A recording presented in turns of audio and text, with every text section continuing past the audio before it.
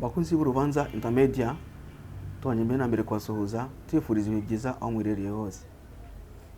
Abumva ururimi rw'ikinyarwanda mwese turabasuhuza, abaruvuga, abakunda abanyarwanda by'umwihariko ko hari igihe umuntu ashobora kuba atumva ururimi atanaruvuga ariko agakunda abaruvuga cyangwa ba nyirarwo.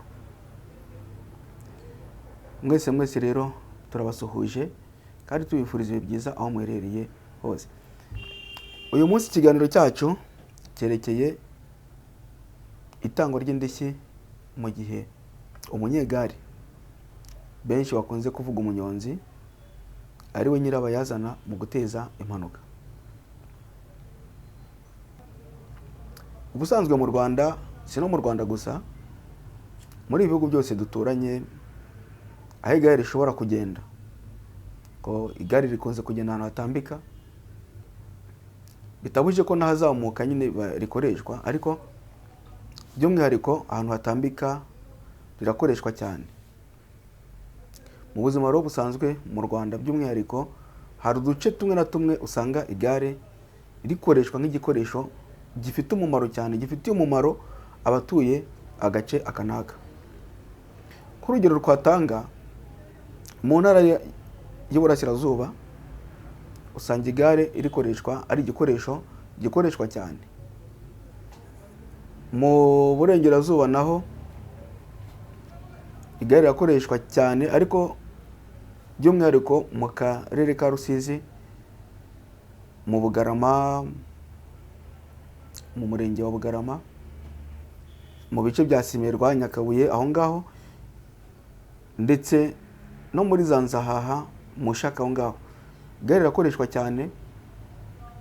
Ni agace usanga amagare yiganjemo cyane, bitabuje ko no mu tundi duce usanga hari amagare, ariko aho ngaho turi kuvuga n'ahantu by'umwihariko usanga hari amagare ku buryo burushije ahandi. Ahandi rusanga none amagare uyasanga mu mijyi no mu tujyi dutandukanye. Bamwe bayakoresha mu gutwara abantu ugasanga birabatunze.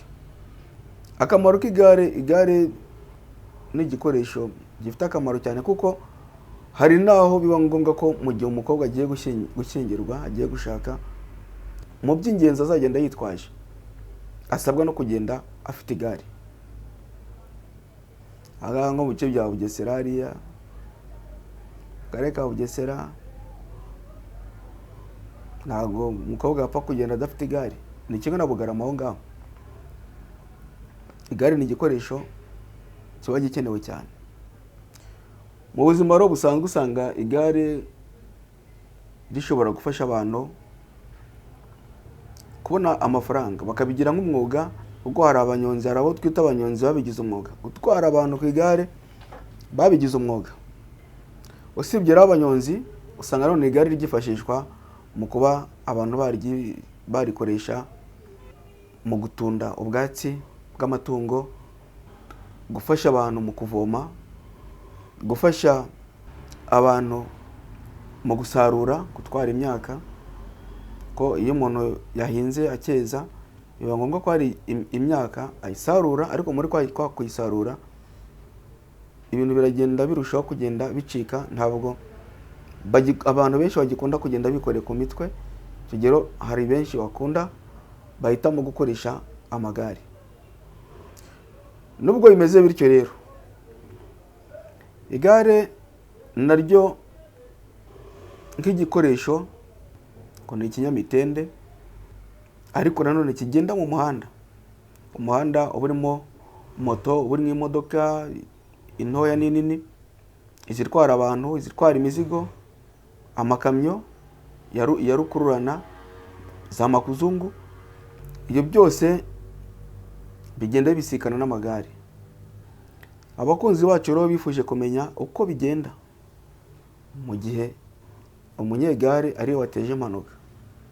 Mu mavideo yacu yatambutse twagaragaje ko mu gihe umunyegare ahohotewe, yaba ari ku igare wenyine, yaba afite uwo ahetse, ikinyabiziga kigezwa ku butaka na moteri kikamugonga, icyo gihe ubwishingizi bwa cya kinyabiziga nicyo kiregwa indishyi, nicyo gikurikiranwaho indishyi zishobora gutangwa mu bwumvikane, cyangwa mu gihe ubwumvikane budashobotse hacyambazwa urukiko, noneho za ndishyi zigatangwa na wa mwishingizi wishingiye cya kinyabiziga cyateje impanuka, donc cyahohoteye wa munyegare n'uwo yarahetse cyangwa wa munyegare wenyine.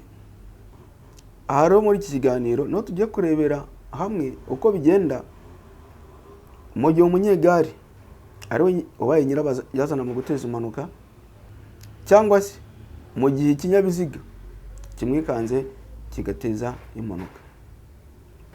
Kuko twayibonye mu mavideo yatambutse, twabonye ko indishyi zibarwa hashingiwe ku iteka rya perezida nimero 31 agakoni 01 ryo kwa 25 kwezi kwa 8 2003 rishyiraho uburyo bwo kwishyura indishyi ku bubabare bw'umubiri buturutse ku mpanuka zitewe n'ibinyabiziga. Iri teka niryo ryifashishwa muri iyi video. Iri tegeko turaza kurishyiraho ku buryo wari wese nawe yarifungura akarigisomera. Icyo tugamije nuko buri wese asoma, abanyarwanda bakagira umuco wo gusoma, ntabeho umuntu byo gusoma byaba ibitabo byaba amategeko ntibiharirwe abantu bamwe, ahubwo buri wese afungure umutwe n'amaso nawe amenye ibintu bimwe na bimwe, nubwo atabimenya nk'umuprofessionnel ariko nk'umuntu wabigize umwuga, ariko nibura nawe akaba afite ho akantu azi. Igare rero nk'ikinyamitende kugeza uyu munsi nta kigo cy'ubwishingizi kiremera kwishingira amagare, usibye ko nanone nk'uko twari tubibonye, nubwo nta kigo kinahari ariko nta n'itegeko cyangwa iteka rihari riteganya uburyo byagenda mu gihe indishyi zatangwa kuwahohoterwa n'ikinyamitende. Iteka rya perezida ryirimise gusa ku binyabiziga bigenzwa na moteri ku butaka. Aha rero rwose umukuri guhari nuko umuntu utwaye igare iyo agize uburangare akagira ubuteganye buke, ubuteshuke, akihuta akagira ubuteganye buke ku buryo handi umuntu aca ku modoka atiriwe areba imbere ngo ariko nta yindi hari agateza impanuka, rwose nta ndishyi zizatangwa ku muntu, haba kuri we no ku muntu ahetse. Nagira amahirwe agakomereka, kizamukiza ni uko afite mituweli. Hari benshi bakunda kutubaza ati ngutware, wamubaza uti ufite ubwishingizi, ati oya ntabwo, nibura ufite mituweli, ati ntayo. Ubwo rero uwo muntu we ugenda adafite mituweli nahura n'ikibazo cy'impanuka kwirwanaho bizamugora. N'ahandi usanga umuntu atangiye kurushya abantu ku buryo bwose bushoboka. Aha tunashishikariza abantu ko kijya ari igihe cyo kwishyura mituweli. Umuntu utarishyura mituweli rwose agerageze atange mituweli. Abantu basuzugura ibintu, ariko mituweli rwose mu bintu bijyanye n'impanuka nabonye ari ubwishingizi bufasha cyane. Aha rero twavugaga ko nta ndishyi uwo muntu azabona. Nawe bahetse kuri rya gare nta ndishyi uzabona mu gihe impanuka itewe n'umunyonzi.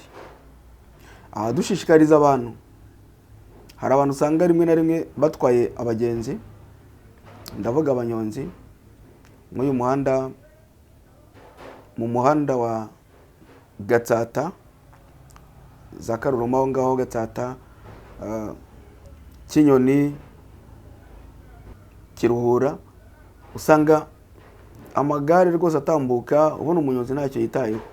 Yewe no mu maferuje ugasanga abantu baragenda bakatakata imbere y'amamodoka wagira ngo bari mu mikino. Umunyonzi ahari amenye ko mu gihe habaye impanuka ariyo biturutseho nta bwishyu bubaho. Twabonye ko mu gihe cy'ubwishingizi nibura umumotari wateje impanuka agapfa, hari amafaranga bashobora kumwishyura. No mu gihe yagize akomeretse, hari amafaranga ubwishingizi bushobora kumutangira bukamuvuza. Mu gihe abaye makeya byaba ari amahirwe kuri we, abaye menshi nabwo urumva ko hari ahantu nibura hari intangiriro aba afite yo guheraho akivuza. Ku mushoferi nawe w'imodoka ni uko nguko. Ariko umunyegare rwose nawe umugenzi mu gihe bagutwaye, menya ko umuntu ugutwaye narangara birangiye, abantu uzabasiga iheruheru, basigara imfubyi bikoramo, umuryango wikoramo, haba mu gushyingura, haba mu kuvuza, wenda mu gihe umuntu atapfuye, usange ni ibibazo. Niba umunyonzi agutwaye, bibaye byiza mubwire, nubona ari kugenda nabi azana ibintu byo gusore mu muhanda, iryo gare rireke. Mu gihe umubujije kugenda yikora ibyo ari gukora, kuko hari umuntu ubwira akavuga ngo ngewe ngo igare ngo ndarizi, ngo ntabwo niganye nawe, uwo muntu mubwira ahagarare, uve kuri iryo gare, ufate undi munyonzi witonda. Usibye kuba wowe umunyonzi nawe batwaye ku igare mwakwirwariza, ariko ni ikibazo gikomeye kuba wakomereka biguturutseho cyangwa biturutse ku burangare ugakomereka. Nanone menya ko mu gihe ugize ibyo abandi wangiza uzabyishyura. Niba ari umuntu ukomerekeje ni wowe uzaregwa wishyure. Ikindi kandi wenda ngaha tukiranga ku bijyanye no kwishyura, buriya ibigo by'ubwishingizi iyo byishyura nyine hakurikijwe rya teka rya perezida twavuze, ariko ntabwo wabona ikintu wishyura umuntu ku bwawe umugonza agapfa cyangwa agakomereka. Ni za nduru. Mu gihe ugonze itungo ry'abandi uzishyura, nugonga moto y'abandi uzishyura, nugonga imodoka y'abandi ni wowe uzishyura. Rero kugira ngo n'agasambu wari ufite kagende biguturutseho, mu muhanda ukwiriye kwitonda ukagenda neza. Wenda impanuka ikaba yabagohoteye, ariko impanuka ntibe ari wowe uyigizemo uruhare. Benshi baravuga ati yo atugonzwe n'igare abameze nk'uriwe n'imbwa itagira nyirayo, ko uriya ni imbwa ifite nyirayo baramukurikirana akishyura, ariko imbwa itagira nyirayo se wakwishyuza ndi, biba birangiye. N'igare rero naryo ntabwo abantu bagakwiriye guhora muri iyo context yo kuvuga ngo igare ngo umuntu agonzwe n'igare abariwe n'imbwa itagira nyirayo. Aho yabyiza abantu mu muhanda babaye responsable. Tube responsable mu muhanda. Umunyonzi niba wagiye mu muhanda umaze kwishyura muri koperative ikakwakira, ntube nyine umunyonzi wabyiyemeje w'umunyamwuga. Akazi kose twiyemeje gukora tugashyiramo imbaraga, aho umuntu wo kuba ikibazo mu muhanda, ahubwo uba igisubizo mu muhanda. Niba ari akazi bagwaye gutwara gatware, niba ari wa muntu ukubwiye ngo umudeplace nyonga umudeplace, niba ari ibicuruzwa baguhaye ibicuruzwa nyine bitware neza, ubigeze aho ukwiriye kubitwara, baguhereze iyo kidogo ushobore kubaho n'ubuzima n'umuryango wawe cyangwa nawe wibesheho. Kuki ujya kuba ikibazo naka kagari wari ufite bakaba bagatwara, uzagonga umuntu ejo bundi igare babanze baribiki, niba baribika yewe bamuvuje musangiwe ndarenze n'igare birangire, n'umwuga w'ubunyonzi urangirira aho ngaho. Umenya ibintu by'abandi cyangwa wangiriza ibintu by'abandi, usange kakagare baragatwaye. Naho abanyonzi bavandimwe bakunzi b'Urubanza Intermedia, mukurikiye kino kiganiro cyangwa muzagikurikirana no gutaha, tube responsable abantu dutwara amagare. Mu muhanda harimo ibintu byinshi, ntabwo ariho abantu baza kugaragariza ko ntabwo ari ahantu ho gukinira cyangwa ho kwiyerekana. Mu muhanda umuntu agomba kwitonda, akamenya ibinyabiziga bimuturutse inyuma, akamenya ibimuturutse imbere. Nawe ukatakata mu maferuje, menya ko ushobora guteza impanuka. Kugukatakata kwawe bishobora guteza impanuka, kandi nawe ukaba wabikomerekeramo cyangwa wanabipfiramo. Aha ni naho tukiri ku bijyanye n'impanuka zitewe n'igare. Hari igihe umunyegare aturuka imbere yawe, bikaba ngombwa ko ushobora kumukwepa, ahubwo muri kwa kumukwepa akaba ari wowe ukora impanuka. Byaba byiza mu gihe abantu bari mu muhanda batagize uburangare, ku buryo wa munyegare numubona ari muri ibyo ngibyo mu byo ari kwikora, uhagarara aho wari ugeze, ku buryo utajya kugonga abandi bantu ngo noneho bigaragare ko aba ari wowe uba nyirabayazana wo guteza impanuka. Hari imanza nyinshi zagiye zicibwa ku bijyanye n'impanuka zagiye ziterwa n'amagare n'abanyonzi. Izo manza turaza gushyira link yazo, tugenda dushyira link yazo muri iyi video, ku buryo uwari wese ashobora kugenda afungura urubanza akagenda anabona noneho ibisobanuro byimbitse binarushijeho ku byo mu buryo bwagutse turi gutanga, n'umuntu ndetse akanamenya ukuri ku kiganiro turi gutanga uno mwanya. Umuntu akibonera ko mu by'ukuri mu gihe impanuka ibaye itewe n'igare, n'urukiko rwose ntacyo ruzashingiraho rutanga indishyi. Ikiganiro cyacu rero ni ikiganiro ducumbikiye aha ngaha, dushimira uwo ari we wese umaze gukora subscribe cyangwa se abone, kuba yarabikoze kuko ni inkunga ikomeye kuri twe. Nawe utarabikora ni umwanya wawe, ugifungura iyi video wakora kuri subscribe cyangwa se abone, ukaba uradufashije. Ariko by'umwihariko nawe hari icyo biza kugufasha, kuko uzajya mu bambere bakurikirana kandi banabona ibiganiro byacu. Kugira ngo ikiganiro cyacu rero kigere ku bakunzi benshi, ku bavandimwe benshi, ku nshuti, dufashe ukore share. Reba handitse share, ikiganiro cyohereze inshuti n'abavandimwe nabo bakurikirane kino kiganiro. Mu gihe unyuzwa n'iki kiganiro, niba ukuye muri kiganiro, kora like. Nabwo bitakunyuze wakora dislike, nabyo ni byiza, turabikeneye.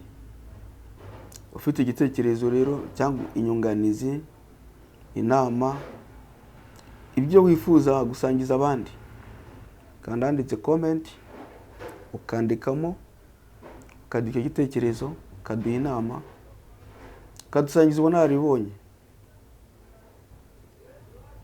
Ibintu biba byiza iyo bisangiwe. Ntabwo turanga kugira ngo ibyo tuvuze tubivuge nk'abantu bafashe imirongo ya Bibiliya. Ko hari abantu hariya njya mbona umuntu ugasanga ntazi gusoma, ntazi no kwandika, ariko ewana Bibiliya kabisa akaba akubwira ngo aha ngo fungura, ngo aha fungura amategeko. Iyo ntabwo ari uko ameze. Amategeko arahinduka umunsi ku wundi. Amategeko agenda habaho ibintu byinshi bituma agenda ahinduka bitewe na tekinoloji ndetse n'imibereho y'abantu. Ko nka Simige mu myaka yashize babaraga ku 2500, ariko urukiko rw'ikirenga bitewe nuko rwabonaga ubuzima buri kugenda buzamuka, ibintu biri kugenda birushaho guhenda, twashyize Simige ku mafaranga 3000. Shaka ko n'uyu munsi bitewe na idolari riri kugenda rigana, ayo mafaranga nabwo ashobora kuziyongera. Ushatse rero kuduhamagara none birashoboka, waduhamagara kuri 0788 683 cyangwa ukarwandikira email ku rubanzarimwe@gmail.com cyangwa kuri kesiyango@gmail.com. Ikiganiro cyacu cy'ubutaha tuzarebera hamwe uko bigenda kugira ngo hohotewe n'impanuka utashoboye kuvurirwa mu Rwanda yishyurirwe n'ikigo cy'ubwishingizi mu gihe baye ngombwa koherezwa kuvurirwa mu mahanga.